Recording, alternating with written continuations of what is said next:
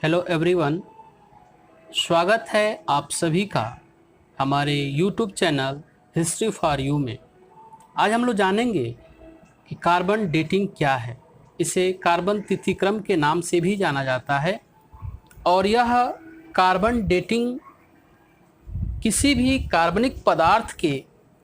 आयु ज्ञात करने की एक विधि है जिसका सबसे अधिक उपयोग पुरातत्व में आयु की गणना करने में की जाती है। इस विधि की खोज अमेरिकी रसायन शास्त्री बीएफ लिवी ने 1946 ईस्वी में की और यह विधि इस सिद्धांत पर आधारित है कि किसी भी जीवित वस्तु, चाहे वह प्राणी हो या वनस्पति, उसमें सामान्य कार्बन और रेडियो एक्टिव कार्बन एक निश्चित अनुपात में रहता है।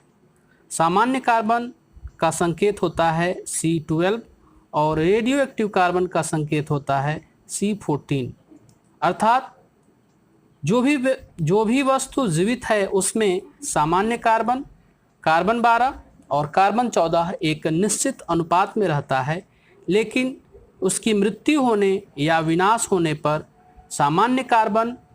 जिसका संकेत C12 है, वह तो स्थिर रहता है, लेकिन रेडियो एक्टिव कार्बन, जिसका संकेत C14 होता है, उसमें निरंतर क्षय होता रहता है और जितने समय में यह रेडियो एक्टिव कार्बन अपने द्रव्यमान का आधा रह जाता है वह उसका अर्ध आयु कहलाता है और अर्ध आयु के द्वारा ही किसी रेडियो एक्टिव कार्बन के आयु की गणना की जाती है।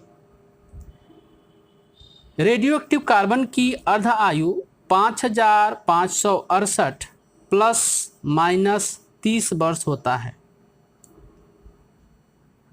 कहने का मतलब ये है कि या तो इसकी अर्ध आयु 5568 प्लस 30 होगी या 5568 माइनस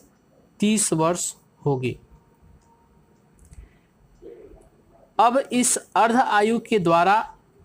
किसी भी रेडियो एक्टिव कार्बन के आयु की गणना की जाती है, उसमें